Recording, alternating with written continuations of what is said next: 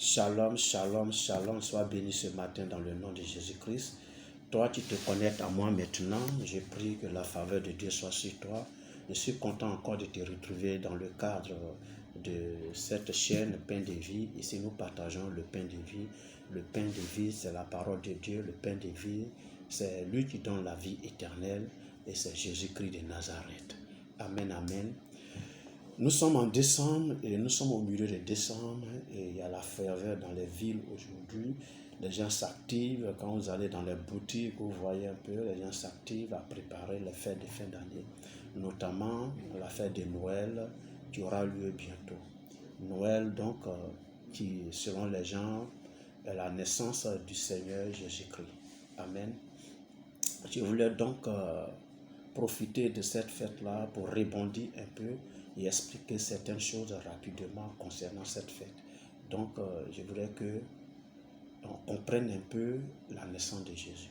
Vous voyez, je ne vais pas rentrer dans ce débat-là qui dit que Noël n'est pas la naissance de Jésus-Christ, mais c'est la naissance de Jésus. En réalité, bibliquement, Noël n'est pas la naissance de Jésus-Christ. Parce que quand Jésus est né, il y avait des bergers au dehors et pendant la période de décembre là, où on fête Noël, c'est l'hivernage là-bas. Pendant l'hiver, au moins il fait 10 degrés la nuit au dehors, là, on ne peut pas rester au dehors. Alléluia. Donc, Noël n'est pas la naissance de Jésus-Christ. Là, on est tous d'accord là-dessus. Amen. Mais ce n'est pas de ça que je vais parler. Ce que je sais, c'est que quand bien même que Noël n'est pas la naissance de Jésus-Christ, mais en même temps, nous savons que Jésus est né un jour. Alléluia. Et si le monde entier s'est donné un jour pour fêter cette naissance-là, quand bien même que c'est faux, ce n'est pas la vraie date, nous on fait quoi? Alléluia. Nous les chrétiens, qu'est-ce qu'on fait? On parle du Seigneur Jésus et puis on croise les bras, on les regarde, bien qu'est-ce qu'on fait? Alléluia. Et donc je me sens un peu obligé d'expliquer, n'est-ce pas? D'expliquer et amener les gens à comprendre la naissance de Jésus-Christ. Alléluia. C'est-à-dire pourquoi Jésus est né.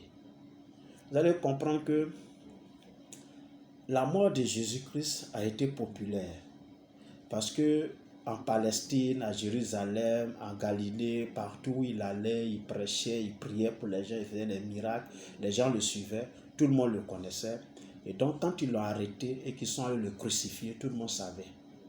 Toute la ville était informée, etc., etc. N'est-ce pas? Donc personne ce jour-là à Jérusalem ne pouvait dire qu'il ne sait pas que Jésus a été crucifié. La mort de Jésus n'a pas été anonyme, à la différence de sa naissance. Quand Jésus naissait là, personne ne savait qu'il était né. Alléluia. À part Joseph, son papa, et Marie, sa maman, qui savaient que Jésus est né. Parce que c'est eux qui savaient que c'est Jésus qui était dans le sein, qui devrait naître par eux. Marie savait que c'est Jésus qui est dans son sein. Joseph savait que c'est Jésus qui est dans le sein de sa fiancée Marie. Amen. Donc, c'est les deux ceux qui savaient ça, n'est-ce pas? Mais personne ne savait. Jésus est né donc à Bethléem, mais personne ne savait. Mais Dieu va se révéler à deux groupes de personnes. Dieu va dire à ces deux groupes de personnes-là que Jésus est né. C'est-à-dire Dieu se sent obligé de publier lui-même la naissance de Jésus. N'est-ce pas? Mais ce que j'ai constaté, que Dieu n'est pas allé vers les sacrificateurs, Dieu n'est pas allé vers les pharisiens, Dieu n'est pas allé vers les scribes, ceux qui connaissent la parole de Dieu pour dire que le sauveur que j'avais promis là, il est né aujourd'hui à Bethléem. Ce n'est pas à eux que Dieu s'adressait. Alors ça m'a posé beaucoup de questions. Le premier groupe auquel Dieu s'adressait, c'est de ce groupe-là que je vais parler aujourd'hui. Et dans ma prochaine vidéo, je vais parler du deuxième groupe. Alléluia. Matthieu 2, verset 1 à 2 dit ceci. Jésus étant né à Bethléem en Judée, au temps du roi Hérode, voici des mages d'Orient arrivaient à Jérusalem et dirent, où est le roi des Juifs qui vient de naître? Car nous avons vu son étoile en Orient et nous sommes venus pour l'adorer. Alléluia. Voilà ce qu'ils sont venus dire. Des mages qui viennent de l'Orient. Or, les mages, c'est des astrologues. C'est les gens qui lisent les astres, qui comprennent le message des étoiles, des planètes et autres. Donc, en réalité, c'est des magiciens. Alléluia. L'astrologie rime avec la magie et c'est des pratiques qui sont abominables à Dieu. C'est des idolâtres en réalité. Amen. C'est des gens qui préfèrent adorer la créature que le Créateur. C'est des gens qui ont des fétiches et autres. C'est comme en Afrique, on peut parler de vaudou, on peut parler de komia, on peut parler de poro, etc. N'est-ce pas? Ou bien les dozo et autres, ils ont des adorations bizarres là, des fétiches qui sont de l'idolâtrie. Mais pourquoi ça a des personnes comme ça que Dieu se révèle et non pas aux dirigeants, aux guides spirituels d'alors? C'est-à-dire Dieu pouvait se révéler aux pharisiens, aux scribes, aux sacrificateurs. Ils existaient, ils étaient là. Le culte était toujours rendu dans les synagogues et autres. Pourquoi ce n'est pas à ceux-là que Dieu se révèle, mais ça a des mages? Alléluia. Cela montre que non. Lui qui est né là, Jésus, il est né pour ceux qui n'ont pas Dieu. Amen. C'est ce que tu dois comprendre. Jésus est né pour les pécheurs. Jésus est né pour les idolâtres. Jésus est né pour ceux-là qui n'ont pas Dieu dans leur vie. Jésus est né pour ça. C'est ce que tu dois comprendre. Je veux dire que toi, tu me suis là. Si tu n'as pas encore donné ta vie à Jésus, c'est pour toi que Jésus est né. Donc, chaque année, quand on célèbre sa naissance comme ça, là, tu dois comprendre qu'il est né pour toi. C'est pour toi qu'il est venu. Il est venu sauver les pécheurs. Et voilà ce qu'il va dire lui-même. Quand on lirait dans le livre de Luc 19 au verset 10, il dit « Car le Fils de l'homme est venu chercher et sauver ce qui était perdu. » Les mages sont des personnes perdues. Ils vivent une autre voie, ils suivent une autre voie qui n'est pas la voie de Dieu. Ils marchent une autre voie qui n'est pas la voie de Dieu. Eux, ils avaient besoin d'être sauvés. C'est pourquoi Dieu s'est révélé à eux pour dire que le Sauveur, celui qui va vous délivrer de votre idolâtrie, elle est née. Il est à Jérusalem, allez-y l'adorer. Alléluia. Et dans Marc 2, verset 17, vous allez voir une partie de ce verset-là dit ceci. Ce ne sont pas ceux qui se portent bien qui ont besoin de médecins, mais les malades. Je ne suis pas venu appeler les justes, mais des pécheurs. Donc Jésus est venu pour les pécheurs. Alléluia. Voilà pourquoi, premièrement, Dieu va se révéler. Dieu va se révéler premièrement aux mages, aux idolâtres, aux pécheurs, aux magiciens, à ceux qui font les comiens, à ceux qui font le vaudou, à ceux qui sont dans le poro, qui sont dans le fétichisme, à ceux qui sont dans le péché. Ils sont là. C'est pour vous là que Jésus est venu dans ce monde. C'est pour vous que Jésus est né.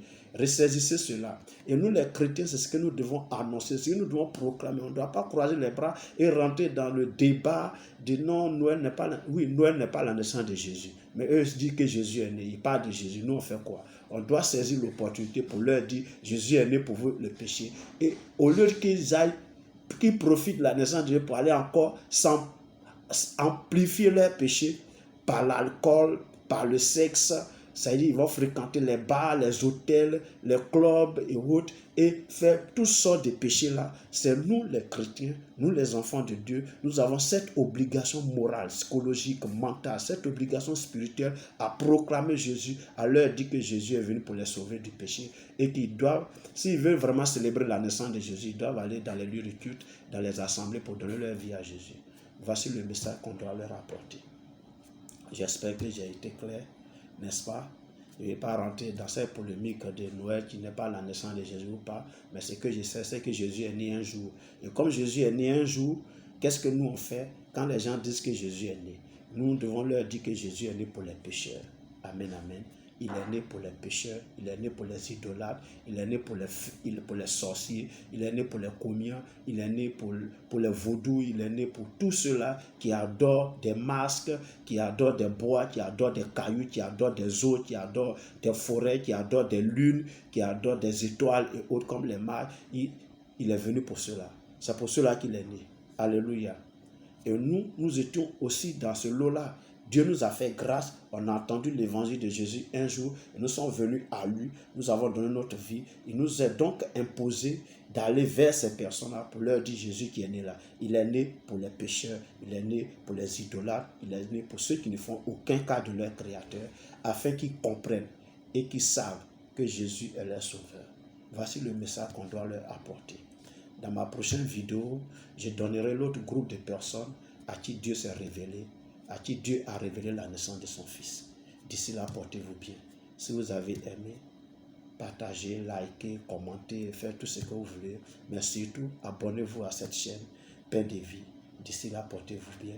Nous sommes donc à la prochaine. Que votre semaine soit bénie, que la grâce et la faveur de Dieu vous accompagnent, que votre fin d'année soit bénie, que vraiment Dieu pourvoie à vos besoins et que Dieu vous donne de fêter selon le Seigneur, de vivre selon le Seigneur, de marcher selon le Seigneur, de se comporter selon le Seigneur. Que Dieu vous donne que vos vies répandent un parfum de bonne odeur, un parfum d'agréable odeur au Seigneur, une vie qui loue Dieu, qui célèbre Dieu, une vie qui honore Dieu.